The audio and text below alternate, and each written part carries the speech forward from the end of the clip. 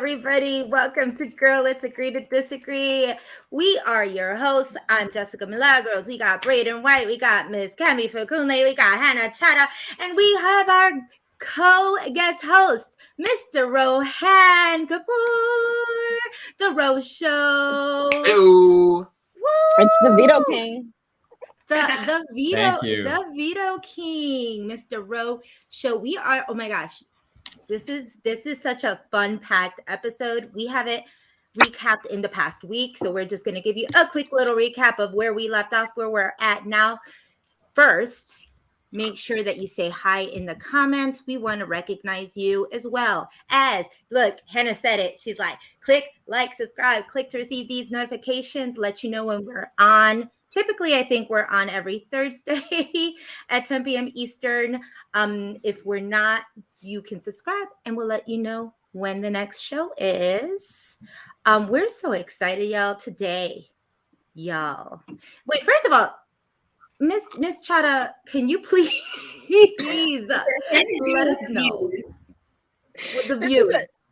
This is an occurrence every week. I feel like I'm always somewhere new. I'm always on my way. Yes, exactly. Z, malicious. Where are you on your way to? Class.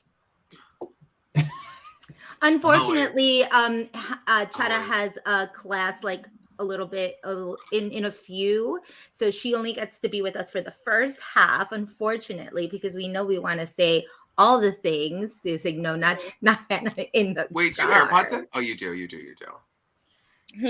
Yes. I didn't know if you had AirPods in or if you're a Uber driver. Actually, no, the Uber driver is joining us tonight on this podcast. I was going to say, introduce them. Everything BBCAN. I'm the Uber driver down in LA. Sir, what do you think of Shout out for shout out.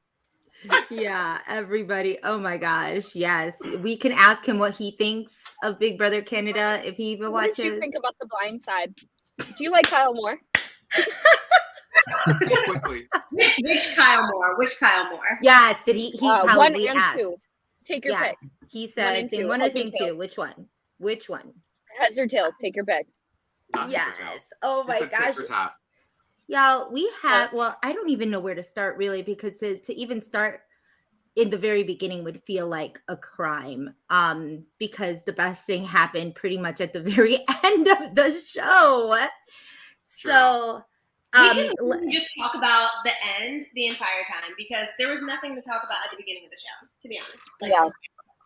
You know, this whole thing, I mean, I knew that this was going to be kind of a mess for people who have been watching the live feeds. Like, we knew kind of beforehand that this was going to happen, that they were trying to blindside. The question was it going to actually happen, or was someone going to snitch?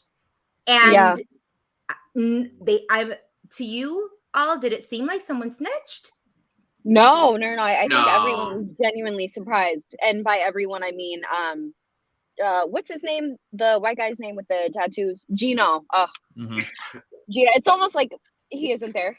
You're done, He might as sweetie. well You're done. be invisible. Might as well be Casper. Anyway, Gino seemed genuinely shocked. JL. What's the other guy's name? Kyle Moore 2 or Kyle Moore 1? Kyle Moore. I don't even know. So on our, I want to let everybody know that on our little thumbnail, yes, we do know that was Kyle 1. Okay, and that so was this done is Kyle on purpose. This was on purpose.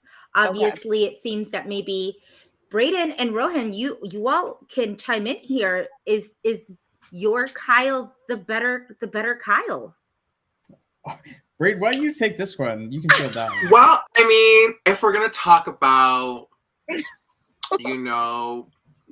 problematicness, then absolutely. If we're going to talk about comp beasts, then, this Kyle will really just take the cake. I think there was a stat that was like, there's been 5 Kyles on BBCAN, and he's the only one to win something. 4, yeah. Oh, 4 of them. really? Oh, that's so funny. I said that like I was wild, but then I was also like, I mean, I'm the first Braden to win anything, so I mean, I don't know why I'm like, oh my god. But I mean, Braden's not a common name to my knowledge. Braden is, but like Braden, I would say. No, but I mean, like in terms of No, I mean in What? terms of BBCAN Nobody's polls. efforts. Oh, no. Sorry, yeah. Oh, we're talking about Big Brother Canada today. Sorry, I thought this was just a general chat. Apologies. No biggie, no biggie, no biggie. I'm new to Yeah, the show, I mean- everybody. Honored to be here, by the way. I'm glad he got that in. Y'all, Girl, yes. let's agree to disagree. I'm not girl. You're one of the girls, girl. Come I'm a girl. on. I'm a Come on, girl. Miss So Girl, happy to Miss have Girl. you. Come on, Miss Miss Girl. Girl. Miss Miss Ro Girl. Ro Show. Come on, Some Ro water. Show. It's hot in here.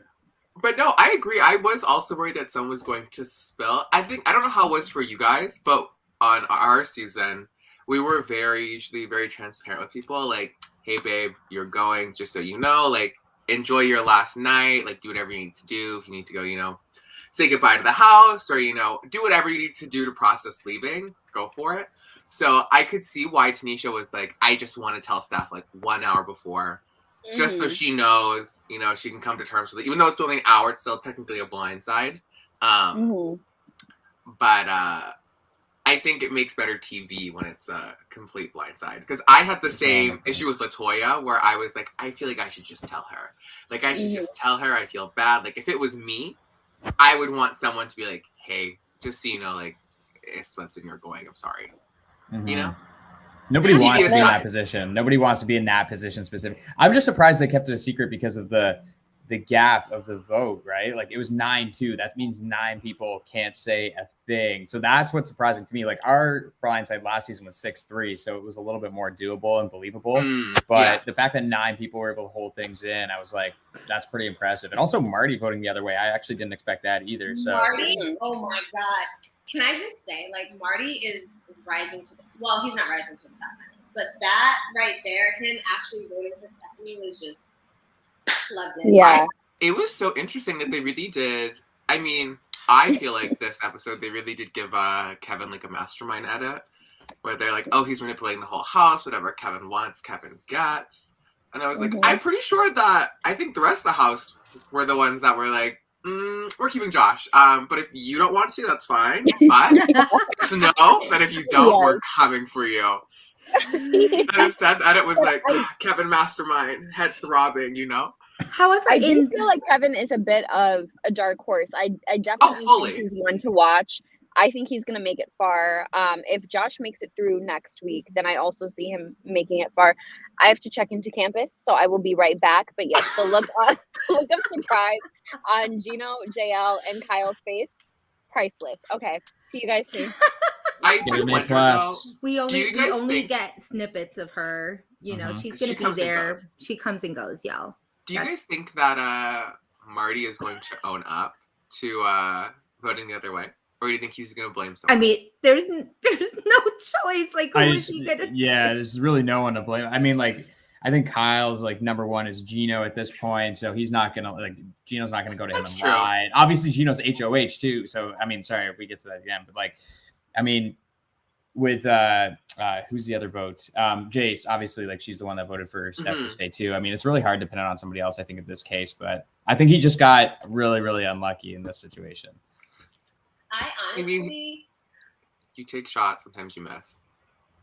I feel like Kevin, like Hannah said, is going to go really far, but I wonder if Gino's going to be like. I feel like it would be a good decision for him to backdoor Kyle. Like it's still pre-jury, and just to kind of make amends with the rest of the house. Like just fucking get rid of Kyle. Everyone else wants him out. It might look bad a little bit, but. Get rid of him. I think that he would be down to get rid of Kyle, I think. You said what? I think he'd be down to get rid of Kyle. Only because I feel as though everyone wants Kyle gone over Gino. So that's good in order for him to have that. And at this point, I know it's only, I guess, technically now week 4, but I think that Gino knows that Kyle is someone that actively actually trusts him. Versus you're kind of just throwing your cards into the rest of the house guests, if he's going to enter any type of alliance at this point, he's at the very bottom no matter what, so whether or not he gets rid of Kyle this week, he's still going to be at the bottom next week. That is true. That's true. See, So this I don't know. I kind of agree with Kemi on this one. Like, I feel like he could actually like reposition himself with some, because I don't know, like there's a couple of other alliances here and there, but like I think he could reposition himself if he gets rid of Kyle now. If he doesn't, then it's almost like a guarantee that him and Kyle are on the block next week, I feel like. So whether or not he's going to be on the block one way or the other, he might as well try to, you know, get in good with the other house guests. And he already has a good relationship with Summer, so he can definitely use that to like work himself into a couple of other house guests. So I don't know. I think it could actually be smart to look at Kyle if I'm Gino, but who knows? I don't think he will, but it could be smart. So wait, was that what you would do, Ro? Mm-hmm. Yeah. I think I would. I think if it's just like me and this guy and then the one other girl that voted, it's an alliance of 3 in a house of what is like 10 more on the other side, right? There's 13 people in the house. I mean, that's a big difference to overcome, 10-3, right? If it's a little closer, if it's like, you know, like even a 9-4, an 8-5, or 7-6, like in that case, you have a better chance. But like 10-3 is like a lot to overcome. And if you just stick with those 2 that voted for Josh to go home, then I think it's like, well, you're kind of shooting yourself in the foot a little bit because you're almost guaranteed to go on the block next week, 2 of the 3 if you don't win HOH. Yeah. I just feel like, oh, you go, Jess. Go ahead. No, because I was going to redirect it to the beginning, but say your piece and then we can kind of go a little bit into the beginning. No, I was just going to say, like, I see Rohan's point, but I just feel like regardless, you're on a sinking ship. And so I personally would be like, let me just ride with this dude if he goes home. Because like you're saying, if you're going to go on the block regardless next week, wouldn't you rather sit next to a Kyle more than a Josh? That's also true. That's true, but I think that we can also agree, everybody that's been on here would know that we all have been on, you know, in these positions. Look at, and she's back, different location. Away from campus. There's like not the Siri voice. What school is that? Can they look into their Wi-Fi password? It's Andrew It's Andrew. I still auto connect to all of that. Same every time. Are you a robot on purpose? Yeah, babe. Yeah, your audio. It's giving Talking Tom. It's giving Talking Tom. Okay. Give me one. She sounds drunk, actually. Have you been drinking? Oh my God, chatterbot. I'm not like to that restaurant. It's like 7 a.m. It's really giving LA girl vibes drunk at the county jail. Giving really white girl wasted. Like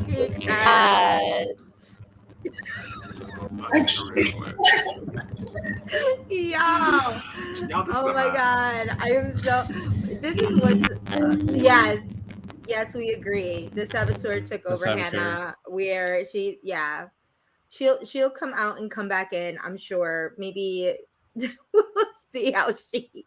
Oh my God, you guys! Wait, before I forget, can we talk about Betty and freaking Kevin? Because that was like the highlight of the episode for me. He said, "You have to act like you hate me." I do hate you. Oh, instantly. Well, I do. So I feel like that is such a Kemi thing to say too, because I feel like you would do the same thing if it was you in that position where like you had to keep hating me. You'd be like, I do hate you. Right, like I'm not acting. Like I'm not. We're very honest here. Let's see. Yes. Guys hear me now? Body. Still, you are. you just do what I do. I'm just gonna. Who's laughing? Leave me alone. Okay. Anyway, this is. Let's just actually look at the scenery wherever you're at. Let's keep it as a nice background image. This is just regular Hannah at our events. Someone said, "Come on, Zingbot." Someone said, "Come on, Zingbot." Zingbot. Oh wait, come on. Yeah. It is. Zing us right now. You all for that. You guys need on the Twitter. Not the Saboteur took over Hannah. They're being hacked. I'm sorry. Oh my god. This is crazy. But anyway, we can. Hannah, you're good right now because I can listen to you all day like this. I wish I had something to drink right now because it would be even funnier. But let's go back. Maybe how about if you come out and you come back in? Oh yay! We don't let her back in. She's gone. She's done. Anyways, she's so drunk. I can hear again. I know she's so drunk. She's so drunk. Sing bot. Oh, she's back in. Yeah, I'm sorry. Does everybody want to see the hand? I don't even think I see Hannah though. Wait, okay, maybe. Okay, let's run this back. Can you guys hear me? Okay, audio queen. Yes. Am I still picture's singing? giving No. 140p. Oh, okay. But Yay. audio is giving lossless. We got you. All right, we're good to go. I don't even know where we ended up having, but we were talking about Betty. Right? We're talking about Betty and Kevin. Now Kemi She's so funny to me. froze in not a very great position. Is Kemi frozen? Oh. I think she is. She was worried about what her Wi-Fi was doing. If you know that she couldn't be here last she's week. She's back. She's back. So my face started like, why did it look like that? What is going on? Welcome to Girl Let's Listen, Agree. I don't know about y'all, but the Wi-Fi here in Canada is crystal clear. That's all I gotta say. Yes. What's your Wi-Fi again over there in Canada? Like our providers? Yes. We have Telus, we have Rogers, we have Bell, we have Shaw. No, we have Fisher. Apparently, we have Fisher Price Wi-Fi. You guys have cricket phone Wi-Fi. That's what you guys have. Oh my god! And Braden keep coming down here, and it's like you guys are in the better country, like, and you keep coming, you keep voyaging south for what reason? Not like, voyaging. It's not the pilgrimage. Yeah. It is what Canada is. Unfortunately. Back to Betty, who truly does listen. I would say going on Big Brother that not Rohan gone now too. What is going on?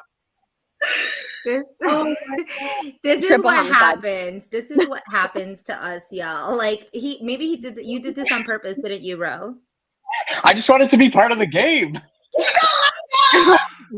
I felt left out. I wanted Wi-Fi problems. Wait, someone said that this is giving videobrother.net tonight. For those of you who were, I know that the Canadians were not on videobrother.net, but today, yes, it was a mission trying to watch this episode because it went down about 5 times. I want to say with the needing to refresh, they kind of knew we were all looking. We're all looking. So yes, hey, this will let you know that Big Brother doesn't pay us shit. So obviously our Wi-Fi is just not gonna cut it, right? So for all y'all who think we were rich, this is Big Brother Wi-Fi, okay? It's just letting y'all know. No, but yes, let's actually go back because we were talking about it. A lot of it was kind of Betty, Kevin. This was a big Kevin episode. This was a Kevin week. Kevin did a lot, and I'm gonna go and say that I apologize now because I said in the beginning that it was gonna be very hard for him to manipulate absolutely anything because I thought like people were gonna see right through him. It's just me and you, babe. And but he's doing good, and I think a lot of people aside from Betty kind of trust him. Actually, Betty and Tanisha, because Tanisha also sees Tanisha calls that man out. Yeah, that Kevin has been playing it. Now that we look at it, do you think well, I guess Gino's the HOH, so it wouldn't really matter. But would Betty, had she won this HOH, because it looked like she was gonna win, right? It looked, she was me. I was her. Like, I was looking at her, and she's like biting nails, and she's like, oh my god, like she was everything this episode, because I was like, girl, I feel you, I'm right there with you. Yeah, but then when she put 1,000, I was Gino like, came baby. But I mean, Gino was within like 40 seconds or something, like 40 to 90 seconds of the cap. So I was like, okay, it's for sure going to be Betty's, because the answer is going to be like 4,000 something. And then when the answer was announced as like 5,400, when Gino had 5,360, I was like, oh my God. But didn't other people have like, didn't Moose have like 3,700 or something? 3,300? It was like 1,500. Moose had 15,000, right? Or no, Moose had 15,000. Like and then, no, that was Marty. No, Marty had like 15,000. 15,000. Yeah. Y'all not know there's 3,600 seconds in an hour? Right? No, Marty. I mean, I'm like... For 5 hours. 89,000 seconds in a day or something like that. So I was like 15,000. That's what I'm saying. That's why I was like, huh? Yeah. Listen, these are things that you need to know going into Big Brother. How many seconds are 1 hour minimum? For sure. Did you guys watch BB20? Yeah, exactly. Remember when Rachel Swindler, like she was doing like algebra or something with one of the HOH comps, and it was just like that. Like she gave some like outlandish number. She said, she said the square root of pi. Look, I would, who was to say literally praying for BB21 moment, but I don't think Betty would have put up Kyle. I think she was ready to backdoor Kevin. Like, there's no way. She their feud real? Is their feud real, or are they playing it up? Absolutely. I don't know if like the whole other side of the house would have convinced her, like, don't waste this on Kevin. Like, don't waste this on Kevin. They would have definitely, someone would have tried to convince her otherwise. Yes, absolutely. And I feel like I think her initial thoughts would have been Kevin. Yeah. Her initial thoughts would have been instantly. She would be like, Kevin, you're going on the block. Yeah. But then like talking with like Summer and Tanisha and Helena, like that little alliance, like they probably would have been like, no, you got to put Kyle on the block. And eventually it would have been very Janelle winning the HOH, being like, you're going home, pack your bags. Yeah. Yes. That really would have been Betty. Let's go to what wasn't mentioned on in the episode for those who have been watching feeds, which I was very surprised.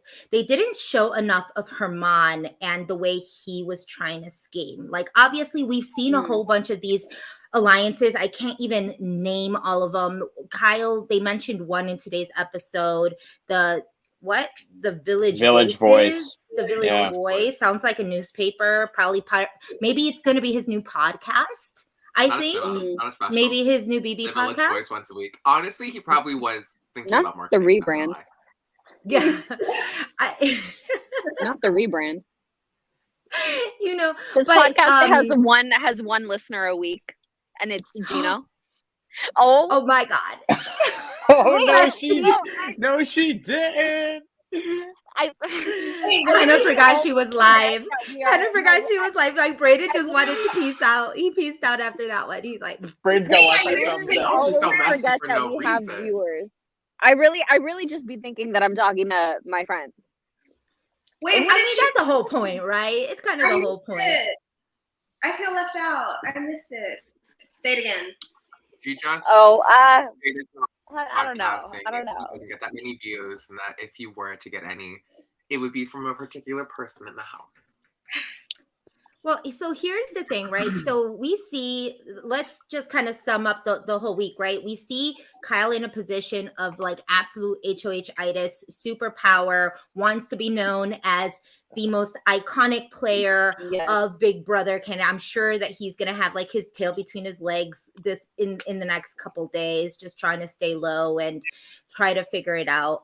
But one of the things that they didn't show, as I mentioned before, was Herman and he actually had a lot to do with this blind side as well. Like, everybody wanted Kyle and everybody was thinking about backdooring Kyle just for the ridiculousness of him only targeting people that were part of his original alliance, right? So one of the things that I think that they really should have shown was her mom being so shady with Steph, because they have not shown this Stephanie and Herman relationship. Mm-hmm. So for those who haven't been watching feeds, like, they've definitely been making out. Steph has been like really trying to hone in on this as kind of a showmance of sorts, mm-hmm. right? Telling Herman basically everything that she feels, how she feels things are going, and Herman thinking that he's going to be backdooring this girl the whole time. That is disgusting. I'm sorry. Oh, which part? What? We needed to What's see disgusting, Herman? I don't know. Wait, I was kind of here for it. I was like, play the Rohan, game. Play the game. Blindside your showman. I do. I know Stephanie and I know Kyle. Oh. Yeah. The only reason I know Kyle is because I did his podcast after the show. Because I don't know, because he obviously had a lot of attention on Twitter, and so like a bunch of our cast already knew who he was, and so like he kind of got connected that way, and so that's how I know him. Like, I've never met him in real life, but just on the podcast and whatnot. Cool. Yeah. You know Stephanie. Stephanie's she actually knows like a few Big Brother people. She lives downtown. I've seen her a few times. A few people on my cast know her. A few people on past seasons know her. Yeah, so I think we started to like figure out like she's going inactive online, and like she obviously knows some people from the show. So we're like, okay, she's definitely in sequester right now, getting cast for the show. So we kind of tried to figure it out. I even texted Kyle too, because I have his number and it didn't deliver, and I'm like, oh shit, he's in sequester. So you all knew. First of all, let's give a big what's up to Big Brother Drew. He's online supporting us. We wish you were here with us. Yeah. So she knew everybody pretty much. Well, did you guys give her any advice before going in the house, since you guys are all so close? Not that close. I personally didn't talk to her before she went in. Like, I hadn't talked to her in a few months before she went in. So, didn't give her any advice. But not me playing both sides again, Tanner Lewis. No, I didn't. Obviously, well, if I gave her advice, it wouldn't be that good, because look where she is now. But no. I mean, let's get real. We saw Party giving Kyle advice, and it was a complete opposite of what he did. So how do we feel about, especially now, Rohan, Brayden, like actually all of us, how would we feel about winning HOH and then getting a video from a past winner and them giving you advice? I would pass away. I don't know, but like I don't mind that. In a good way or bad way? When it comes from a winner. In a good way. Oh, sorry, you go, Ro. What were you saying, Ro? No, I was just saying I don't mind like the videos from like past winners or like past host guests, but I don't know about like the videos from like family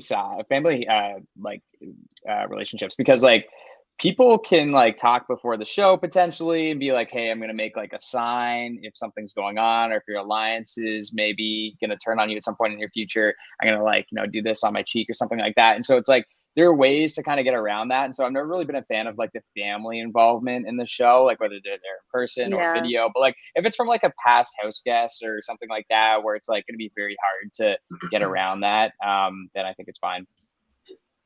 Yeah, I don't think that any past house guest is going to give any like substantial information or substantial like advice, I simply agree. Yeah, really doesn't. Everything. Yeah, go ahead, Bray. Oh, I was gonna say, like, to me, it just seems more so like paying homage or like, a little fan cam moment. But like every season is so different, so it's like for you to be like, oh, make big moves. It's like, okay, I will. Or it's like, don't let the power go to your head. It's like, okay, I won't. Don't go with the house. It's nothing groundbreaking, Exactly. I feel like all of the video messages that they've gotten so far have been super generic and vague and filled with like Big Brother cliches. Make sure you use your power to set yourself up for safety. Like, duh, we know. But the superfan in me would die if I got a video message from Vanessa Russo, or if I got a video message from Davon. I think that would like genuinely hype me up if, you know, I had won an actual HOH. Also, not me blending in with this guy. Anyway, I literally need to stop. I need to be stopped. Rohan's never gonna want to come back. He's gonna be like, you all are. Anyway. What? I just said you're never gonna want to come back. But wait, what do you think about it, Jeff? Oh, sorry. You guys go. I'm sorry. I'm steering the conversation in a different way. Yeah. You go, Braden. Moderate this. I was just asking Jess what Jess would think about getting a message from a past winner. I love this episode, y'all. This is just this is about as chaotic as the last 3 episodes of Big Brother Canada. As Kyle's HOH. Yes. It is. This episode is giving very, very much Kyle's HOH. Also, Hannah, now they're going from daytime to nighttime for Hannah. Like, in the matter of literally, minutes. Yes. Yeah. I was like, damn. Well, going back to it, I think that ultimately they're good reminders. These are good reminders. Obviously, Party had really good information to give Kyle that he absolutely did not even take in. It was just like, this was exactly what you needed to hear had your ears been open to actually listen to it. It gave for me like the lack of self-awareness in Kyle. It was just like, it was very odd to see, because, you know, we see Kyle as someone who, or at least we thought he was like the better Kyle, or he was going to be the real Kyle Moore, or whatever, the one that should have been on the show, comes in, then decides that he wants to do all this iconic shit, which wasn't really even iconic. It was actually very stupid. And it was It's week 3. Nothing's iconic. Screamed very amateur. I go at home week 3. It's true. She's pretty iconic. I don't know. I feel like he just got way too ahead of himself, way too enthused about the game. And I also, he's quite young, so that could explain where the lack of self-awareness comes from. He's only like 23 or 24. 23, yeah. I wonder how this is going to affect like Big Brother's casting of like either super fans or very like present social media like personalities, because it really could have gone one of 2 ways with Kyle, and it went like it really seemed to me like he is playing in a way that he thinks the audience wants him to play. Absolutely. But it's like he's playing based off of like being a casual. Like he might have binged a bunch of seasons and it's like, okay, so I have to like, forgetting that it's an edited show, and they're taking. Absolutely, Kimmy, you're so correct, babes. Yeah. I fully agree with you. Wait, you guys hear anything that she made said? so many points. She made all the points. Yeah, no, he's very much. It's very much. No, she cut out at No, the end. Hannah, She cut out at the end. but we're just rolling with it because, you know. Yes, you know, I mean, because this is live, Hannah. This is live. We got to roll with the punches. We got here. exactly. We just keep live it moving. television. I was just gonna say. Yeah, go ahead, Bray. Go, Bray. No, you go. No, I was just gonna say, like he knows the game. He obviously got like a lot of attention on Twitter last year. Like he saw like all the pandemonium around Twitter and BBCAN Twitter, and so even if he was like a casual watcher, he had access to all of that stuff. And he knows how people talk about people in that house too. Like just watching the live feeds. Like I watch some live feeds, but like mostly I get my updates from Twitter, right? Because everyone's talking about everything. There's clips on there, so it makes a lot of sense. And I think very much so what Kemi said. Like he just went in trying to like impress the audience and thought like this like confident, you know, way of going about the game would be like super cool to watch, but it just like it overstepped into cocky, and honestly a little bit of a disappointment, right? Because I had high expectations for him just based on like the attention that he got last year, and he kind of, you know, dropped the ball a little bit, right? So would it be safe to say that Kyle was your number 1 draft pick? Yeah. He was pretty high on the list. Honestly, I didn't go through and like rank them. He was pretty high on the list. Like I did have high expectations for him, just like having had one conversation with him before. Like I did his podcast. He didn't give me these vibes in those conversations, right? So like I was like, oh, like I have high expectations for him. He knows the game. he had access to Twitter last year and like looking at what happened behind the scenes. So I was like, okay, I think he should probably do well. But yeah, definitely much of the opposite. So I think that's like a common trend though amongst players that want to bye Hannah. Play for like Twitter or play for an audience, is that typically it never goes well. Like I feel like this will be also like Marty's downfall, is he keeps saying, you know, I want it to be such a great season, I want it to be such a great season, I want it to be such a great season. And that's of course possible, but I think when you're trying to manufacture it so hard, that's when it starts to flop a bit, you know? Yeah, and also production doesn't really like that, right? Like they hate when you try to like create your own narrative. Yeah, exactly. Like, and I feel like they actively go against that and will like make people like, I don't know if you guys watched Bachelor in Paradise, the last Bachelor in Paradise season, but very much that. Like maybe not to that extent where they'll like completely destroy you, but like they're not going to include the narrative that you're trying to paint because they're not putting on the show for you, you know. This is a good this is a good take. Hannah, since you lived with Frenchie and saw everything, would you compare Kyle to Frenchie? Okay, well, first of all, in my head, all four of you guys were on BB23 with me. So she's like, what do you mean, guys? We were all experienced that. We were at 23.5. But 100%, I think. Yeah, you guys were part of BB 23.5, 0.6, 0.7, 0.8, all the sequels. Also, I'm not sure if you. We could hear you. Gone now, babes. She kind of not anymore. Oh, right. She did this on purpose. She didn't want to be incriminated. She said, I'm gonna get messy, so let me freeze. So didn't social media cast Frenchie as well, or had some play in it or something? I don't believe so. He was just a super fan, kind of like how Jess is a super fan, how Kevin's a super fan. He really was just one of those, like, he was on Twitter a lot. He definitely had a lot of things to say when it came to Big Brother. So he was an active tweeter during the seasons. But no, not like Kyle. I don't know who we could compare to in Kyle, because I think like Canada has just a different way of moving sometimes. We lost her. Maybe she'll come back in. And, you know, Canada has all of these amazing, I think, twists in the sense that, you know, you have a lot of, you know, voter input on who comes in some seasons. You have players from different Big Brother, you know, from Big Brother Australia and Big Brother UK coming into play. You know, you have favorites that get, you know, that get thrown in there. So it's a little different. I don't think, have we had anybody? Their fans. Which one? I said Big Brother Canada really listens to their fans in comparison to Big Brother US.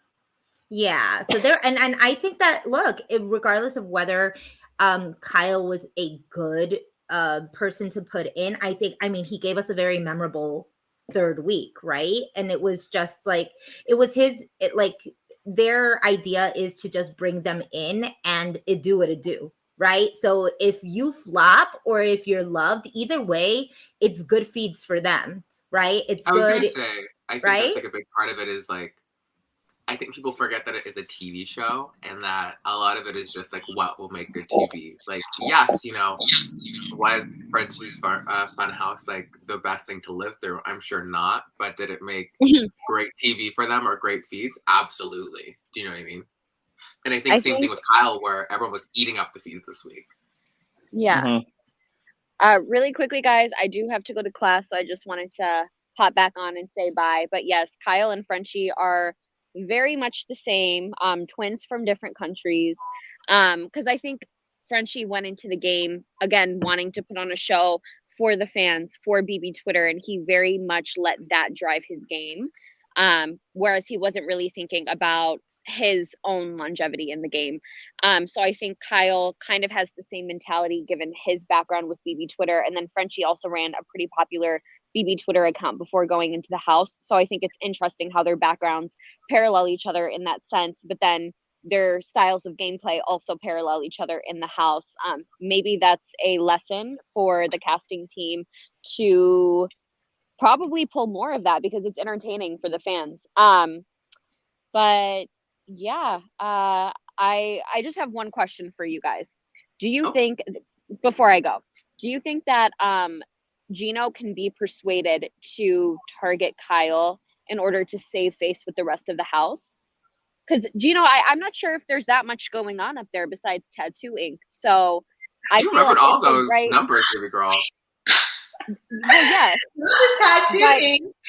But socially and strategically, I'm not sure if I hate to use the word vapid, but I think he might be a little vapid, a little airy. So I wonder if he could be persuaded to put up one of his close allies in the name of, well, next week you won't have safety and JL's probably not going to win, so we won't come after you if you do us a favor.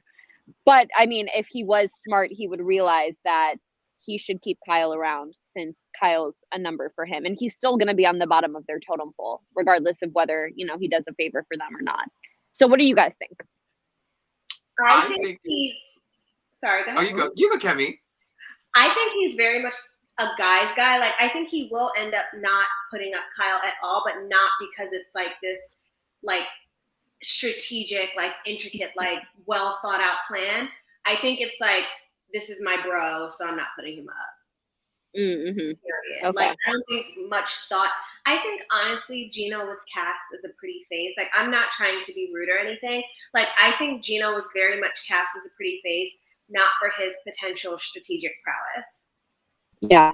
Okay. Let me work on not being mean. I think that Gino is capable of a lot. So I'm really excited to see how this week goes. It will be. Look, well, do we think, because people have asked about it, do we think that Gino is going to go with the people that are closest to him that he feels betrayed by? Will he go for Kyle, or will he go for a random number, maybe Josh, maybe put Josh back on the block, maybe put Summer on the block because I don't know if it'll be like a Summer and Tanisha He is thing, not or if it'll be That's what I I'm think thinking. he could. I think he could. You would be surprised. Well, I guess men move differently, right? Because I feel like if it was and I mean, gender roles, so sorry, but like, we know that men kind of get mad and then they're like boys like 2.5 seconds later. So it's just kind of like a common thing. Whereas maybe females like, yeah, take that to heart and then like keep it on for weeks and weeks and weeks on end and become petty. So is this something that we think that Gino's going to be like, y'all, I thought you were my number ones and you all betrayed me, so I can't trust you? Or is he gonna go for a random number? I see Marty having to damage control, but I just don't see him putting Marty up this week at all. I do think that he takes a shot at the other side. Yeah, I think he takes a shot at the other side for sure. And I think that he maybe puts up either like a combo of, I don't know about Summer, but probably Summer, Tanisha, Josh, maybe Herman would be a really good Herman, because Herman really can go against him as well. I don't think he would put up Summer though, would he? In my opinion, I don't think he's putting up Summer. I think so. I mean, especially if JL's in his ear, just because they kind of have like a little love triangle thing going on. I'm not sure how much of that is attributed to. And Twitter. It might just be more so you're a vote for Tanisha to stay, so I need to put you up here. Yeah, something like that. I also feel like he could go after Moose, but I think even though Herman is one of my favorites and I personally want Herman to go far, I think targeting Herman would be really good for Gino's game, because by like taking out the head of the snake, you're kind of dismantling the structure that the other side has. That's true. And with that, if he knows that there's a structure. Yeah. Okay, bye, Chana. Yeah, right. We're joining a lot, but bye guys. Village Voice, baby. Final four, baby. Okay, we saw so many hand gestures at this vote. So one was this, right? Okay. One was this. So what is this? One was this. What is the one that they just made? Like all the POCs. What's it called? Oh my True goodness. Fuse, I think. Yeah, the True Fuse or the True Fuse. Something Fuse. Maybe it's supposed to be like a T and a F or something. True Fuse. Oh, the one was they said there was 3 of them. I forgot what the other one was. But yes. I don't know what they were doing, to be quite honest. I mean, there's a different one. I'm just happy I saw Tanisha do a different one than this, because she was doing this for pretty much the last 2. But true. Oh, okay. Oh, yes. Thank you. Sergio says True Fuse or True Fuse. True Fuse.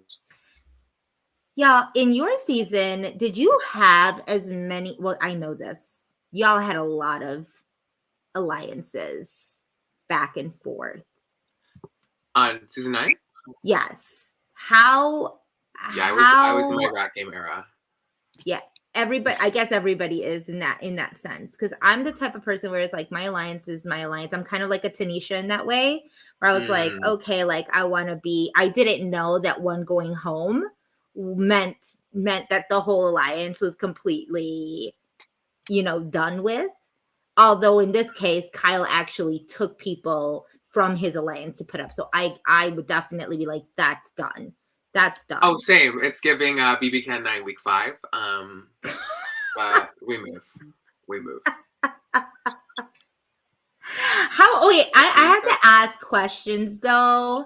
I have to ask questions because Ro and Bray, this is your first year watching Canada. And I think we talked about this, Brayden, but not with Rohan, but you both can answer. How do we feel about watching this? Like first season, like after getting out, basically. Yes. It is a little weird because like this is the first season, like we know like everything that goes on behind the scenes, like the filming aspect of it, the production aspect of it. Yeah, just like understanding, like when they walk into the bedroom, it's like, oh my God, I was standing in that bedroom like a year ago today, or in the pantry, I was standing in the pantry a year ago today. So it's a little weird in that sense, just watching it on TV. And there's so much that goes on behind the scenes, like just like on the live feeds, obviously like people are tuning in and watching, but there's so much that happens. And like to watch it in an edited episode, 3 times a week, there's just like a lot that kind of flies under the radar too. So I've noticed that. I would agree. It's very almost like out of body to like watch people like doing what you were doing like a year ago. But also I think it's very interesting just seeing how everyone is playing from like a different perspective, from like a player's perspective. Yeah. Is it hard for you? Is it hard for you, or do you still see them as real people? Is it hard for you to differentiate the player from the game? Like, because at first I was always like, these are people, which I still say, these are people, y'all. Like this to some people is real life for the moment that you're in it. You get hurt. The reactions are real. The hatred is real. The friendship bonding or the trauma bonding, whatever the hell you want to call it, it feels very real. But now coming out and we're like now analyzing their games and them, and we're picking them apart. Is it hard for you all to do that? I would say yes or no. I think that the way that I navigate players, I think, as I'm very much like, I wouldn't do anything potentially that I wouldn't be happy with doing outside of the house. Yeah. So like watching people do certain things, or I mean, I haven't said anything crazy at this point, but if I were to see something that would be like, oh, then I'd be like, that one eye open thing where I'm like, oh, so that's how you move, because I could never do that to someone, Absolutely. It is tough talking about people too, because like I still have like a very opinionated of like the games people play and how they act in there. And just like I was season 8 and prior, just like I am season 10, but it's like sometimes they're gonna come out and we're gonna get to know these people after the show, and it's like, oh my God, you said what about me 6 weeks ago? And so it's a little harder in that sense, because like we've all like had this like very unique experience of being in there. We all know what kind of experience it's like. It's very different, it's very unique and unusual, and so like you have to have like some element of feeling like, okay, like they're not in regular world right now, like they may not be acting how they would on the outside, but You can't say that obviously for, everyone's attitude completely. I mean, they have to some degree act like a normal and regular person too, and a decent person at that fact. So that's the only thing that I think is different, is like, how do you talk about them outside of the house? Is there anything that happened like with seasons before yours that you might have like said something about online that afterwards, like those house guests were like, you said this about, like, so I was active during BB20 on Twitter, and I talked a lot of shit. Like, not shit, but like, I was opinionated. I was part of BB Twitter. Oh, I would talk my mess. Yeah, so like some alum were like, you said that I was boy crazy, and I'm like, oops, like, did you guys have any of those sort of things? I wasn't very active on like BB Twitter, but I know that like watching at home, I would very much be opinionated, be like, that is the stupidest thing I've ever seen. Like, that person is nuts. That person is moronic, and you know what? They deserve what's coming to them. But now, like, being there, like Rohan said, it's so hard because you're like, I don't want to like shit on these people, and then they're gonna come out, and then like you're gonna extend an olive branch to them, and they're gonna be like, wait, like you kind of shit on me like a few weeks ago. Like, what's that about? But also it's hard when you're just like, oh, like how could you not see that? Like, that is just like the very fundamentals of what you shouldn't have done, So it's hard. But I haven't had that experience yet where people have been like, so you said this about me. Interesting. I wasn't active on Twitter before, but like I will say that I shared a couple opinions on like past house guests while I was in the house, and like it was picked up on some feeds, and so like people definitely came to me and they were like, oh my god, you said this about me, and I was like, yeah. Ooh, what did you say, Ro? Oh, that's too much. I mean, nothing like over the top bad, like just like I didn't really like their game or whatever, like something generic like that, and then be like, oh, like I saw that actually, but no, I mean, like, so I was like a little bit more cognizant of it after. I'm like, well, maybe I shouldn't have been like talking about past house guests in there in general, but how their game was or whatnot, because like I know people are talking about my game right now, what I did, so it's like it's just this whole loop that keeps going around. But I mean, because I have been on the other side where I've come out and some people talk their mess about me, and I'm not gonna lie, I've interesting that you feel that way. Wait, what? Wait, say that again. Say that again. You kind of. No, I was just saying that I have been on the opposite side where I've come out of the house and seen some house guests, maybe say some not so nice things. And I have, obviously, felt the type of way about it. I just think that there's a difference between shitting on someone's gameplay and just shitting on someone, Yeah. From our season or from others past seasons?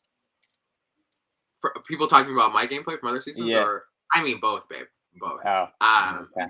But I'm just saying in general, like there's a difference between, being like, oh, like that person's such an idiot, like they're so stupid, versus like, yeah, it wasn't the best game move, but I'm sure like deep down they're a sweet person. Like there's two differences, There's like there's a nuance to it. Kimmy, babe. What about you guys? Did that ever happen to you guys?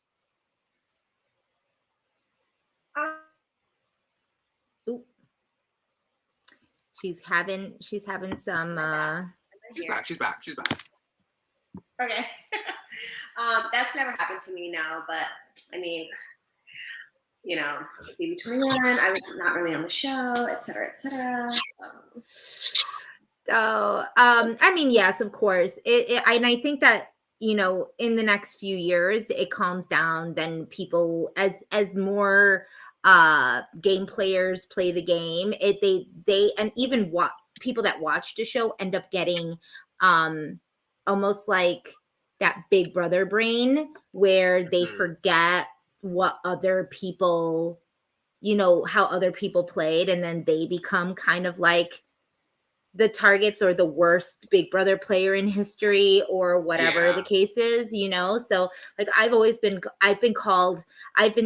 I've been added and been like, Jessica's the worst big brother player in history.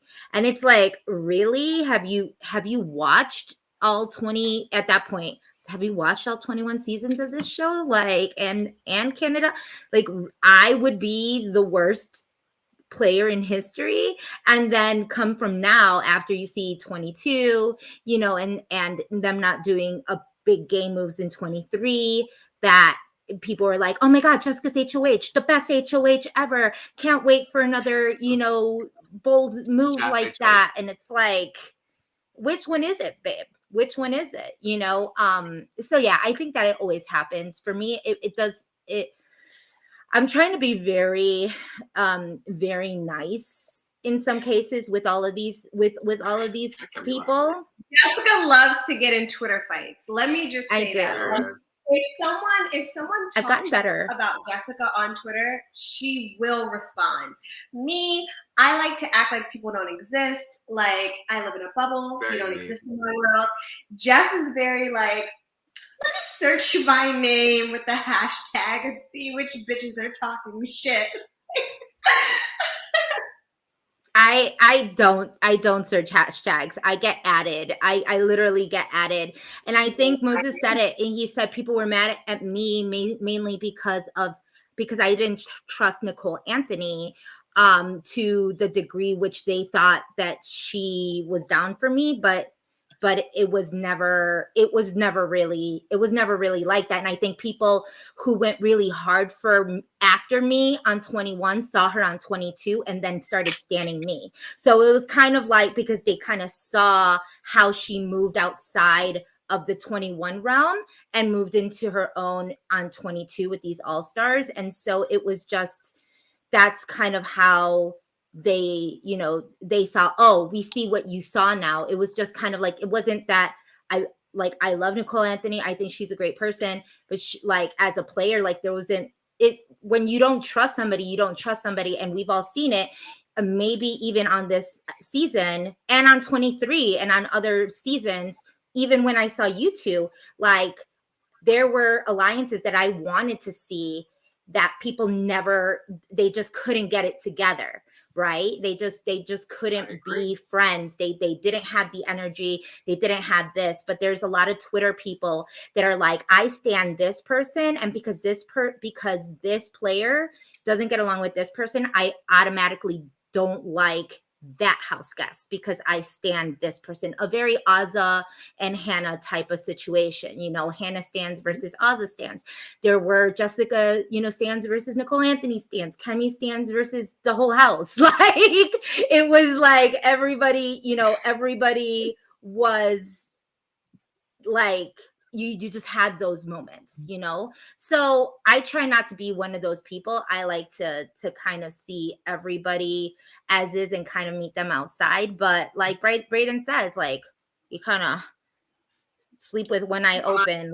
You watch how they move, because more than most, how they move inside of the house is usually how they move outside of the house. I have rarely seen someone who was like a complete asshole inside of the house that was just the most pleasurous, like the most, I don't know how to say the word, but like that's not true. Our entire house is hashtag be kind.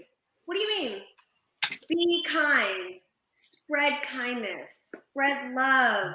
Just laugh.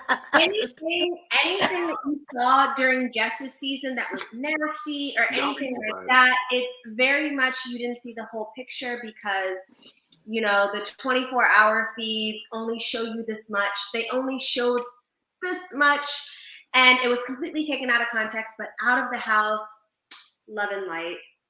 You're always gonna see. Look, y'all. I just have to say this. If and this is going back to, let's go back to BBCAN, because when we're talking about Kyle saying he wants to be the most iconic player in BBCAN history, and he's only watched one season and has admitted to never watching feeds, baby, you don't know what an iconic player is. You wouldn't know it. Like, I'm sure he probably saw Party and didn't know who he was. Like, do we think he knows who Party was? I think he did, because he went up. No, because he went up to Kevin and he's like, "Oh, it was John." Unless they because just it was John. John Party. Okay, well, I guess. Because it was John. Didn't he say on the feeds that he hasn't watched season 3 yet? John was season 2. I thought he was. Yeah, I thought he was. I don't know, but we're gonna wrap this up, but let's talk about the new HOH is Gino. Gino's in his comp era.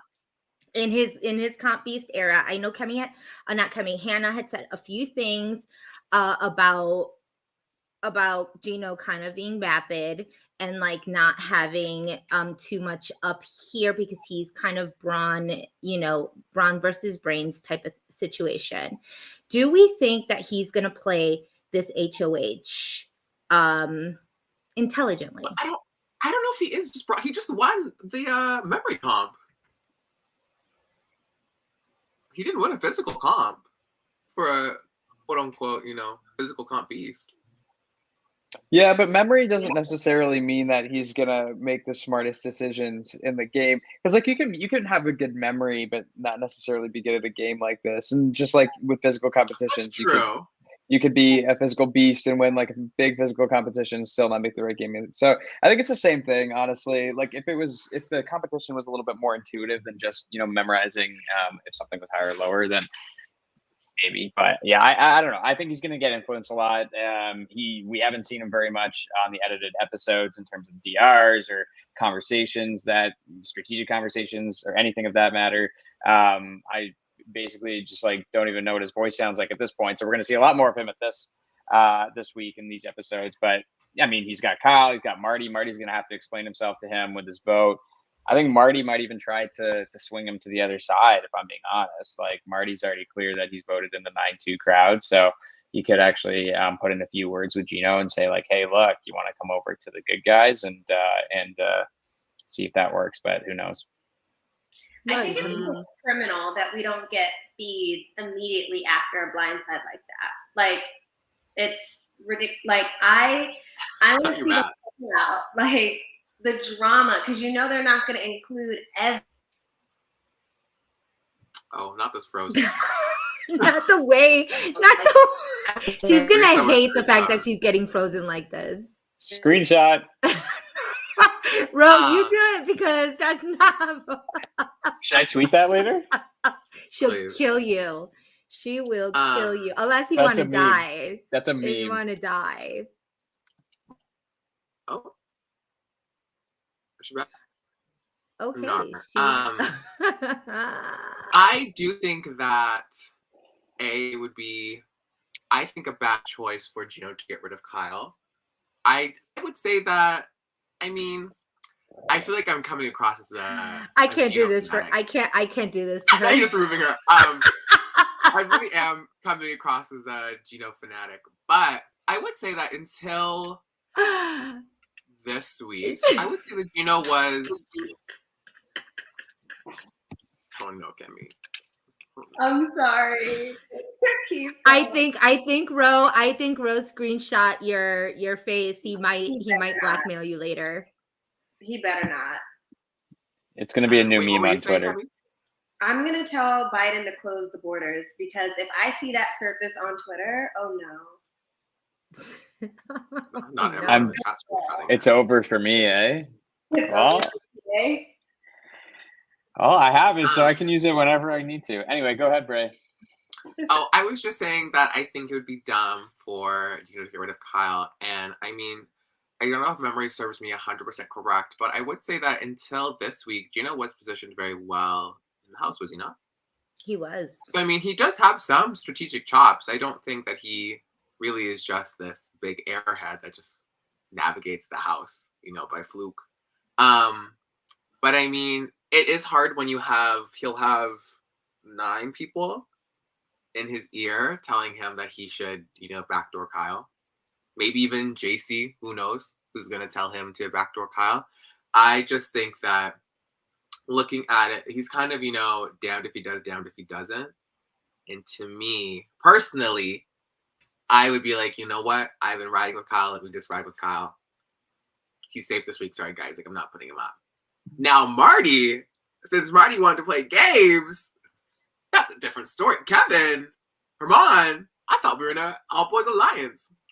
That's a different story, but I would be like, you know what? Kyle and JC really did. We all had each other that week, so I'm just going to respect that moving forward. But I see what Rohan means where I could see it being very hard when the whole house is telling you to flip on someone. And it's tough. I know what you're saying too. Like, I don't dislike Gino, to be honest with you. Like, I like the guy for sure. We just haven't seen a lot of him, right? Like, we haven't seen a lot of him in the episode so far. We haven't seen a lot of conversations that he's been actively active in, as opposed to just like being in the room. So it's gonna be interesting, I guess, is what I'm saying, to see like what he does with the actual power, right? And the conversations that he leads and the conversation that he starts and the one-on-ones that he's gonna be having. And I think, like, honestly, this is his time to shine, right? Like, he could toss himself into this game, like, and make a name for himself. I know it's only week 4, but you know, to give himself that screen time and that strategic aspect, I think this is going to be huge for him. So we'll see. I do hope he ends up like also winning the veto, right? Wait, in Canada they don't play? No, that's the beauty. I think that's the beauty of this, is that in Canada the HOH does not play in the veto. And it does get used more because of it, right? Like, so it gets used like a shit ton more. It was up until season 6, I think they actually had the HOH thing, and then I think season 7 on they stopped. Yeah. Yeah, I think that's good. Honestly, yeah, I think that's great. I hope that someone other than Kyle ends up winning the veto. I don't know. I honestly kind of like the fact that Gino won a little, like a tiny bit. That way it isn't like just an expected week of Kyle going home, right? Unless he won the veto. So this kind of prevents the inevitable steamroll. Even though it will be steamrolled by who I would want to be steamrolling. Yeah. But I feel like it just makes for a better season, better show, better feeds. But I wish we got the feeds immediately. Yeah. Do you guys know, does Arissa normally announce like on the week before that it's going to be a double eviction, or is it like? She didn't say.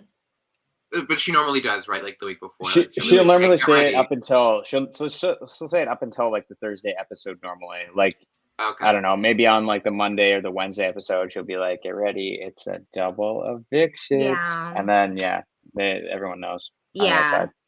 One of the things I think, so a lot of people here were just, I'm kind of like looking at some of the comments, and, you know, they're saying, you know, Kyle has kind of become a bit of a shield for everyone and how bad he's messed up his HOH. So it would be dumb to take him out. But like, I think what a lot of people kind of underestimate is that there is such a thing as BB brain. And so it's like, they forget about you for like, once they forget about you about the week, you are no longer a target. Let's look at someone like Jess, who thought she, you know, went up the first week, and now everybody's forgotten about her. Everybody became a target other than her. She's pretty clear to at least make jury, in my opinion.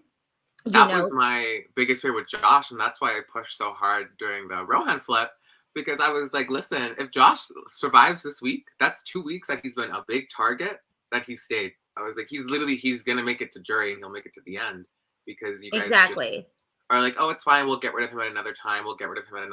And it was something, and it's something that even it happened on my season, you know, with the whole Jack and Jackson thing. It was like, I got rid of Jackson and kept I got rid of Jack and kept Jackson, but only because I didn't have a relationship with Jack, and he quite literally deserved it because he's just a shit human being. But either way, like, you know, it was just like, he was not someone that you could really work with, versus with Jackson, I knew people hated him. He was still on the outs with a lot of people, me thinking that he was going to get targeted. And once he won safety that next week, people wanted to work with him again. He ended up getting into another alliance, and he ended up winning the game. So it's one of those things where you keep on thinking that this is your meat shield. You think this is a person that's going to be looked at, but you in turn will end up getting looked at before them, because then they'll want to, because especially if you're a comp beast with someone like Gino, like, I actually think that if Gino, regardless of whether he takes out Kyle or not, he may make a move that will get him targeted first than Kyle. You know, Kyle could literally just be really low key, take this time, instead of Gino like making mends and relationships to his game because he was associated with Kyle. I think I see Kyle, this is me giving him a lot of like credit. Course. Okay, I agree. So me thinking that he will think, damn, I really messed up my HOH. I'm going to need to take this time that I'm safe because of Gino to really make moves, apologize to the people that I needed to apologize, explain myself as to why I did these things, and establish trust. All the while, Gino's making these dumb moves or whatever, because the house is going to want him to do something that he's probably not going to do.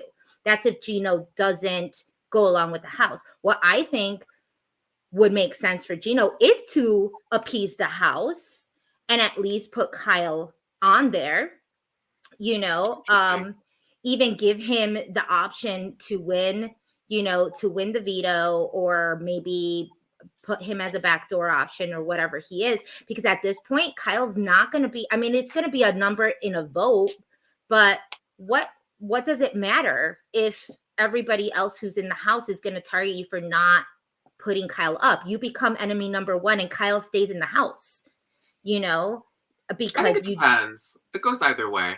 And I think he's and I also think that Gino is a smart guy. I think that he's not just muscle. I think the fact that he even got the numbers right was not a coincidence. I think that he definitely does, you know, think about these things. I think the fact that he even knew the prices to even do that, he had been studying his days, that, you know, he knows that he has JC Lynn in his back pocket. He knows he has Summer, or had Summer, in his back pocket. I mean, like, he was literally cuddling with Summer while JC Lynn was in the other bed, turned to the other side.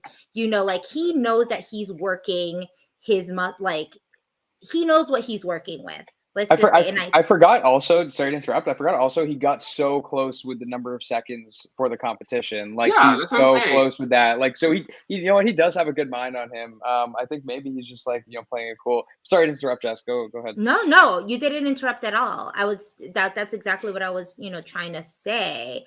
I don't agree with some of the things that some people are saying on the comments, but, you know, I don't believe that Summer, I enjoy Summer. First of all, I enjoy Summer, and I think that she is pretty smart. I loved the part in the episode where she looked at Helena and she said, what can I do for our alliance, and how can I get into a closer relationship with you? I think that's someone, I mean, that's better than I would have done. I would have just said, peace out, bitch. I'm walking the other way and I'm not even going to look at you. Like, you know, but I mean, it's hard. It's hard to, like, I don't know. Do you feel the same way? I feel like it's very hard for me to swallow my pride and be like, I'm going to try to make this amends with you. For me, I'm just going to be pissed. And, like, whenever I see you around, I'm just going to, like, walk the other way, which is usually what I did in the house. Well, Jess, we talk about this all the time. Like the biggest difference between Jess and I is, like, she's a little bit more not emotional than I am, but like she sees things sometimes from more of, like, an not emotional. That's not the word that I'm trying to use. Personal, right? From more of a personal standpoint, whereas I would not look at her as a person, like, which sounds bad. You're more objective. Right. It would more so be like, well, how can I use, this person's here, so how can I use them to benefit me, because I'm here for myself. Which is, you know, not the nicest way of looking at things, but, you know, I'm sure Summer isn't trying to be Helena's friend, you know, so it's like, this is the situation that we're in. How do I use her as a tool to get what I want, which is Josh saying. And I think, honestly, it worked out in everyone's favor up until Gino won HOH. But yeah. Yeah. And I think, and they're also in an alliance together. So it was kind of like girls in an alliance, which is kind of interesting, because I haven't heard of Mandem in a while, or from them in a while. I didn't think that they were still in alliance, but I guess they are. I think it's like an unspoken thing where it's just like, yeah, we're good, you know, don't worry about it. You know, I don't think that they would target, if any of those women were to gain, were to get have HOH, then none of them would be targeted. I think they're definitely clearly looking at the, at the men. I don't think Summer, for whoever said, I don't know who called Summer the pick me, which I completely disagree with, because I think that she's been playing very well. She has relationships with almost everybody, everybody in the house, just because, she's bored and she has some man candy there that she wants to play with. Now, do I think she's a little petty? I love it. I love it from her. Do I think that it's going to get her in trouble with someone like JC Lynn? Absolutely. I don't see them having a very close relationship in these next couple weeks if they both stay. But I also think that JC Lynn will convince. I feel like JC Lynn would be the person that would convince Gino to put Herman up, specifically because what he did to Stephanie was shady. And I think she's going to hold on to that. And I think that Herman's going to be her number one target, in terms of like how she thought, because they were all in an alliance together as well. Yeah. So you had to take that into an account. They were all in an alliance, and what you do is basically you come after your own when you feel like you've been, like, yeah. So, I mean, Herman's probably going to make the case that it was like, oh, Kyle was the one that like really did this alliance in, and try to refocus. Yeah, you'll throw Kyle under the bus for sure. Yeah, I mean, he has to. That's really his option there. But yeah, I'm interested to see what Herman is going to do this week, because arguably I had him in the best position in the house, like coming into tonight's eviction. So it's going to be interesting to see how he wiggles himself out, but who knows? Do you think that anybody should do this? Would they at all call a house meeting to have them target Kyle? I'm so over scare tactics. Like, I'm like, then you'll go on the block. Yeah, I don't think it works. I think that's why one of the reasons why Kyle didn't get what he wanted. He tried it. Was because he tried it. He's like, I have the numbers, and this person is going to stay. So if you go against that, guess what? You're going to go home next week. And everyone was like, anyways.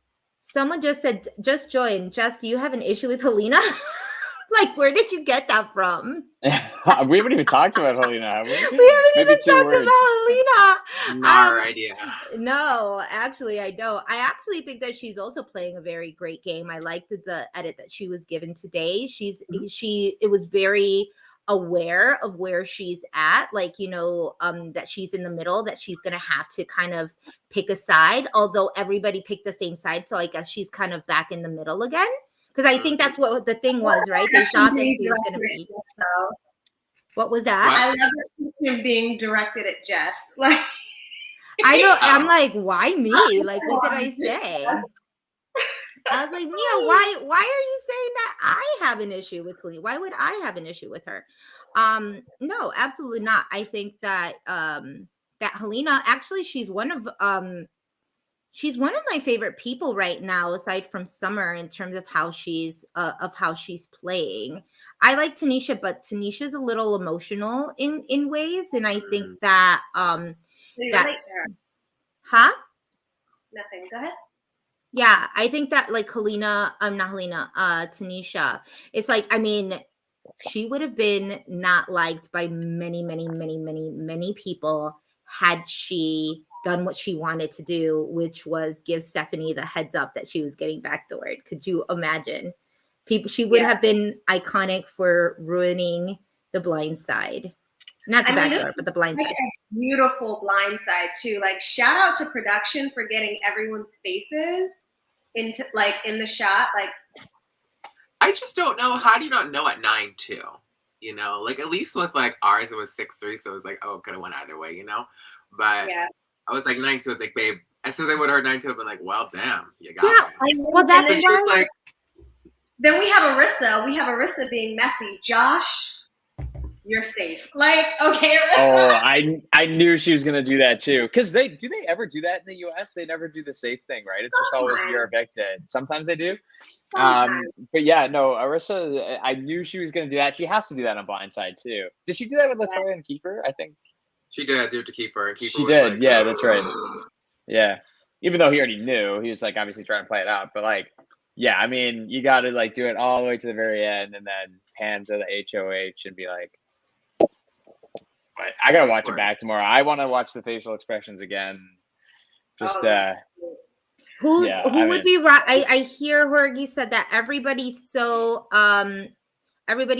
far that has left so far said they would target Summer on TikTok. Yeah. I mean, it makes sense. She's a very good player. Do you know what I mean? Like, she knows who she needs to get rid of. She definitely knows who she needs to get rid of. That's for sure. Well, we're happy that this is the pre-jury, not the jury, saying these things. Keep calm. Absolutely. Keep Summer's name out of your mouth. Well, I think it's because Summer has such good relationships with everyone in the house. And I think that they're always shocked when they're like, "Wait, was that girl playing me the whole time? We need to get that girl out of that house." You know, I think that's what it's coming down to. And I think the people that are leaving are realizing that Summer's really gaming, and I think that they think that she's just chilling in the house, but she's really out there gaming them all. They are. I would say that a good amount. No, pretty much almost everybody in this that's left in this house is gaming. Mm-hmm. They're gaming pretty hard. Would you not say? Except Gino. I think that we might see it. I don't know. Okay, do we think that we're gonna see a different Gino? Like, I just feel like this is gonna a slap in the face, you know, of just like, oh wow, I was comfortable and this is what was happening. Well, we can talk about that next week. Up until now, we haven't seen anything from Gino, which is fine. Like, it's only week 3, but I can't speak of like the realm of possibilities of what might happen, because he honestly, I could very easily see Kyle being in a tizzy right now and being like, we need to do this. These people turned against us. It wasn't just me. It was us. They're against us. So this is what we need to do. And Kyle seems like the type to really put his foot down. And Gino seems a little bit more like laissez-faire about things. So I could I could easily see Kyle running this HOH. But who knows? You know, who knows? Yeah, I'm split. It's either that, like, I can very much see this being like a second Kyle HOH, and when Kyle says some things, I think like we started to notice, right? It's not necessarily a conversation. It's more like this is what we're doing, and you're gonna vote this way, or you're gonna do this, and so and so far Gino's been receptive to how Kyle likes to manage that relationship. So now that Gino has the power, it might be a little bit different, and you know, we'll see if Gino wants to take some steps to establish a name for himself and not for just Kyle. Yeah, I'm split. I really don't know. It's really a tough question. So who do we? Oh yeah, Bray. What? Sorry, what was the question? Do I think that? Yeah, as far as like, do you think that Kyle might run Gino's HOH, or do you think Gino might like establish his autonomy? I think Gino may establish his autonomy, but I think that he will be I just don't think he's going to touch Kyle. Like, I think he'll be like, I'll listen to you. We're working together. Great. But at the end of the day, like, I want to make moves here. You know, Marty got to make his big move. You got to try to make your big move. Now, like, it's my turn to try and make a big move. I'm not here to, you know, play Kyle's game, play Marty's game. I also think, like, Summer might be a nice influence on that. I think so, but I worry that if she tries to influence too much, that it will be a red flag for him. Because all it takes is, you know, JC, Marty, Kyle, all these people being like, why is Summer trying to tell you what to do? Like, why does she think, you know? And you know how men think, not to be that, but he'll be like, you're right. Why is she telling me what to do? Let me put her up. Mm-hmm. We're also not considering the fact that Jace actually might be upset. Sorry, I was just gonna say, I don't think we also consider the fact that Jace also might be like really pissed that Kyle just sent Steph home, right? Like, that's like, I think maybe getting lost in all of this, and like, obviously Gino's gonna forgive Kyle, and you know, I don't know if Gino particularly loved having Steph around in general, so he might not be that upset about it. But Jace, I mean, like, best friends with Steph in the house, like, really didn't want her to go, and now Kyle just put her in this, like, you know, in this wave of pre. On the feeds, JC was very much like, I don't know why everyone keeps saying that we're a duo. Like, I'm not just gonna vote to keep her because we're friends. Like, she kind of just follows me around the house. Oh, I didn't see that. Well, there I you mean, go. she did, Or- but she kept. So now I guess this would be what we're looking for in feats, right? Is JC seriously sad that Stephanie is gone? Was she just saying that to people so she wouldn't get targeted because she knew that Stephanie was, you know, So I was saw kind of messy? before we did that, so on Twitter, there was like someone capping conversations, and JC said she's more upset because she wanted to keep Josh in the first place, but was just going to go with what the house was going to do. So I think she's more upset that everyone just blindsided her when she was going to keep Josh anyways, and then now everyone is like, well, she voted against you, Josh. What about that? She's very lucky as well.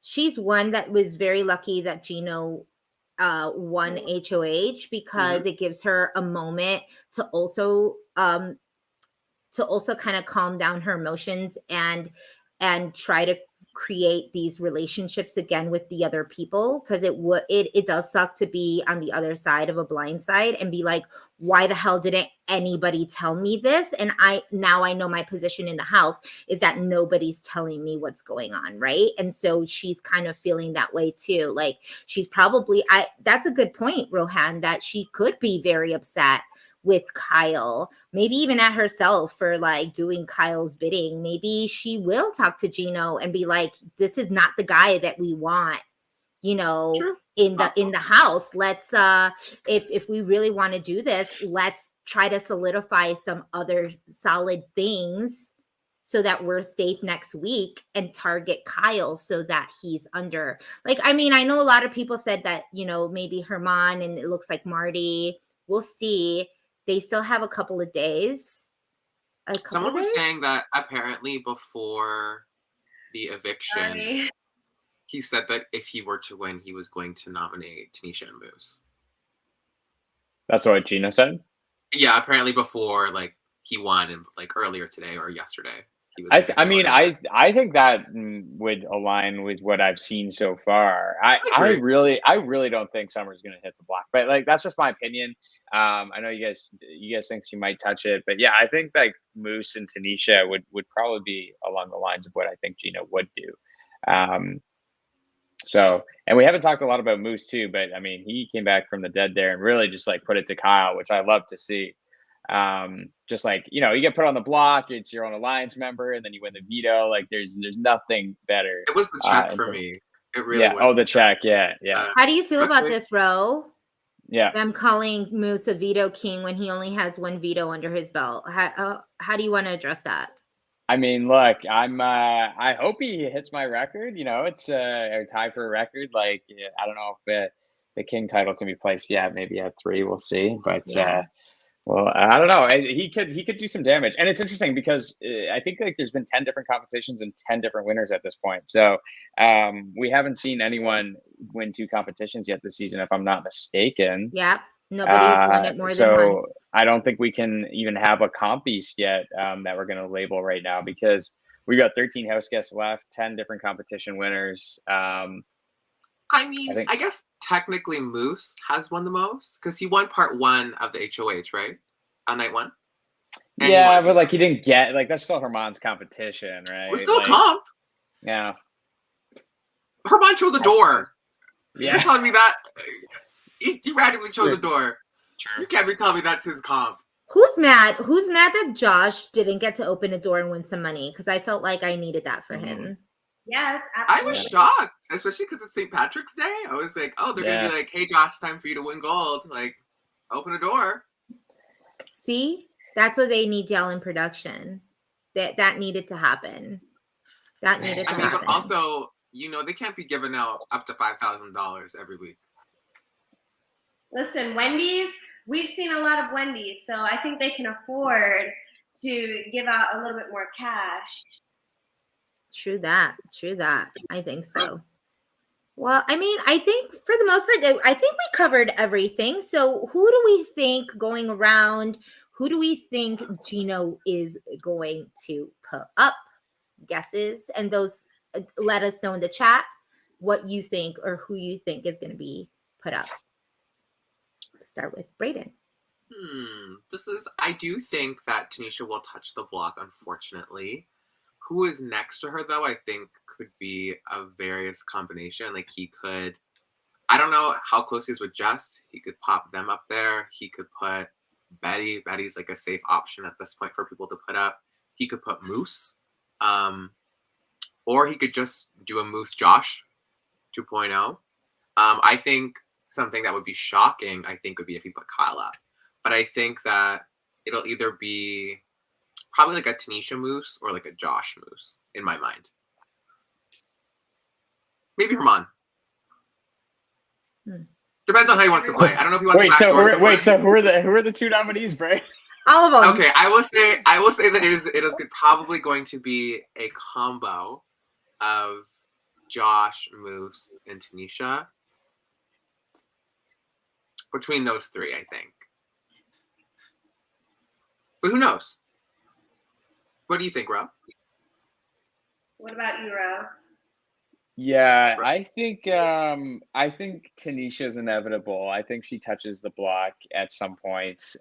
Probably as an original nominee. It's just because, like, look, like Jace is going to be in Gino's ear, being like, "Hey, like Summer and Tanisha, Summer and Tanisha." I don't think he's going to put up Summer. I think he would put up Tanisha, like meet her halfway. Yes. And Tanisha obviously not super tight with Gino at this point. And Kyle's had Tanisha's name in his mouth, so I mean, it seems inevitable there. The second nominee is going to be interesting. When you just said, Bray, that he had already mentioned Moose's name, I think that makes sense to what I think Gino would do. Kyle already put up Moose. Gino was on board with that plan. I think it's probably going to be Moose or Tanisha. Jess done a good job of avoiding the block lately. I think week 1 they were there and then suddenly flying under the radar. So I think I think they might actually avoid it. Josh may be a possibility, but I don't really see it because he just came off and everyone was really unhappy about it. He just got saved 9-2. So I'm gonna go with Moose and Tanisha. Kemi?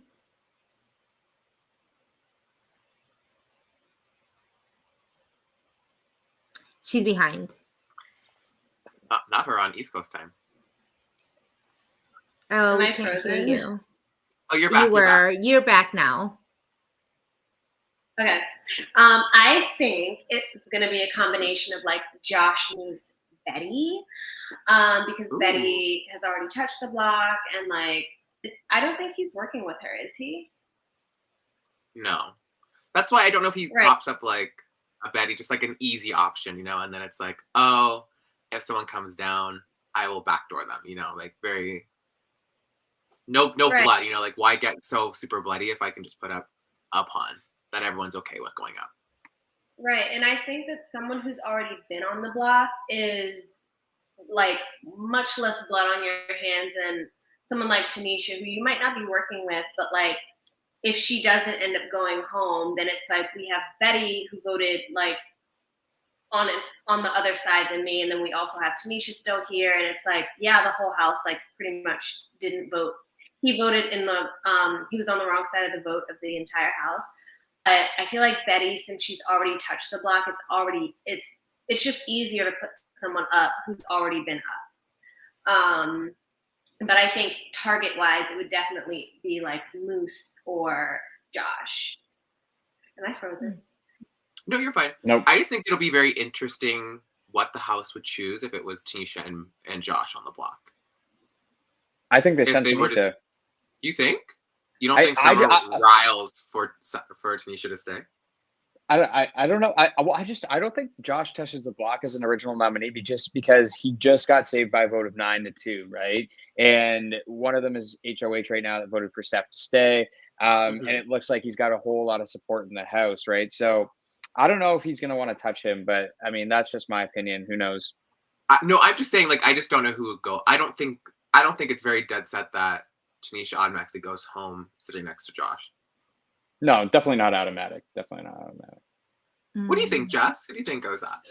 To be quite honest, like, I think it's a toss-up. I think Gino, as much as Gino was on like one side, I feel like he became a wild card because he's just been he was blindsided just like Kyle, right? So I don't know. And he's a Cancer man. So I'm just throwing in Cancer men here because a very, very popular men, Cancer men include Jack Matthews and Kyland.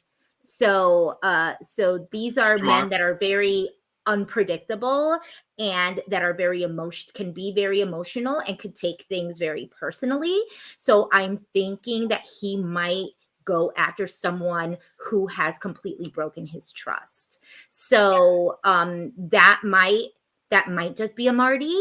It might, though I don't see him I don't see it as Marty, because Marty is very like, Marty is honest in a really weird way. So I think that his honesty, if Marty like talks to him and tells him why, that he could even try to convince, Marty could try to convince like, hey, I wanted to work with Josh. Steph was coming after me. And I think we should bring in Josh. And then bam, there's another alliance, you know? So I think that Herman is a very big possibility. I think from the flip and the way that he's worked with Herman, I think he might feel the most betrayed by Herman in saying like, this guy's playing me, because that's just been what's been floating around, you know?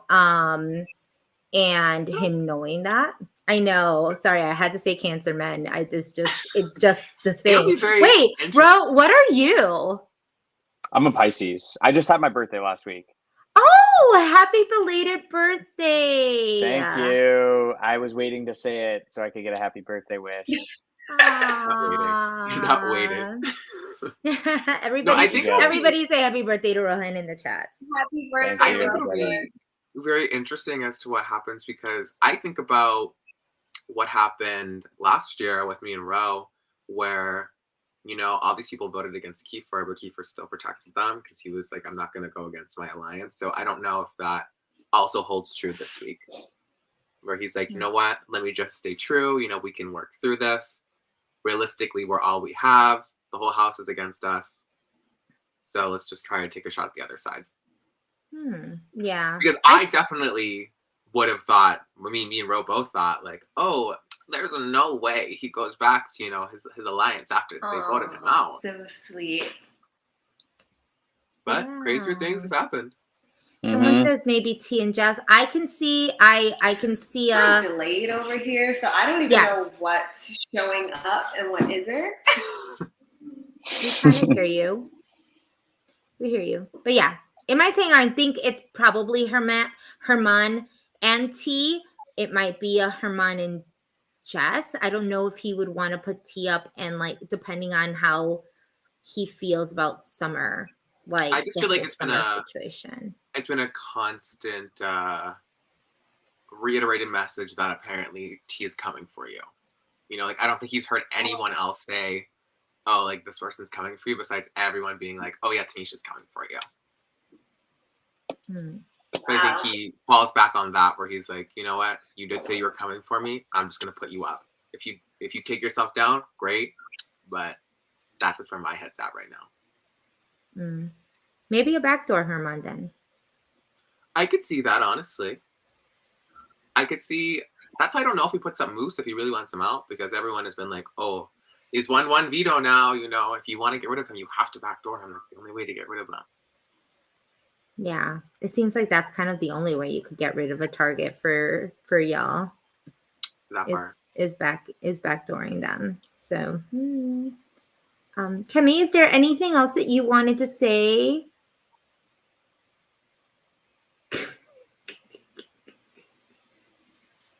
She said, "Nar." No thanks. Say no. I'm just getting the message now. She knows she's freezing up, so I'm sure she's just like, No, I'm like listening. Okay. Well, I just want to take the time out to thank absolutely everybody for coming and joining this live chat with us. Click like and subscribe, click to receive those notifications so that you are aware of when we are on next and what we'll be talking about next. Ro, thank you so much for coming with us today. We've gotten some very valuable information from you. You are welcome here anytime if you want to come back for the next messy eviction, whenever that will be, maybe next week. I have no idea. It's always I would love to come back. Thank you for having me, guys. Yeah, if y'all want Ro to come back, let us see it in the chat so that we know. Yes, of course. Yeah. And so what do you have, Rohan? Where can people follow you? And what are you up to? Let everybody know. What am I up to? The Rohan Kapoor, so THE Rohan Kapoor on Instagram and on Twitter, by the way. So I'm getting pretty active in the BBCAN Twitter game. So yeah, follow me there. What am I? Bring back Ro. Let's go. That's what I'm telling people. What am I up to? I don't know. I'm just working, living my life, trying to do cool podcasts, and as much screen time as I can get, I'll freaking do it. So yeah, let's go. Yeah, preparing for that BBCAN All Stars, right? I don't know. We'll see. I'm available. You know, talks are that something might be brewing in Canada for the finale. So who knows? Maybe we'll all see you again. We'll all see each other again in person, not too far from now. We have what do we have? Do we have 5 more weeks? I feel like I'm just smiling at this point. I don't know. 6, 7 more weeks. Yeah, almost 2 months. Yeah, it's on early May. Yeah. Right? May 5th. May 5th. May 5th. Yeah. May 5th, which will be the do finale. Bray's birthday celebration there too, just a little ahead of time. 11 days later. Yeah. You know, we're all trying to do a little bit of a finale watch party somewhere in Toronto, hopefully. Mm-hmm. So if anybody wants to know when that's going to happen, just make sure that you subscribe to us and we'll keep on we'll keep on mentioning it. We also are trying to get some previous BB house guests, these past BB10 house guest interviews. So I think that's it. Kemi, anything else you want to say before we leave Honey Bunches? No. I have no idea what happened in the past 5 minutes. Yeah. Okay. Well, Rohan was just talking about what he was doing, what he was up to. That's all. You didn't miss anything super crazy. Don't worry. We didn't create a Final 3 alliance while you were gone. No, not at all. I do have a screen grab of you though, Kemi. So if you guys follow me at the Rohan Kapoor, you might see it later. Damn, that's crazy. Yeah. Oh yes, we'll be honey. We are now called the Honey Bunches. Yes, this is the 4 plus Hannah Honey Bunches. Yes. Honey Bunches. Love that. If we ever get on an international season, not us just looking at each other like Honey Bunches. It's done. Or Village Bunches, or Honey Voices. We are at the Village Voice. We are the Honey Voices. Honey Voices. Maybe. Honey Voices. That's the honeycombs. Oh, anyways. Anyway, well, yeah. Goodbye, everyone. We Thank love you so you much all. for joining.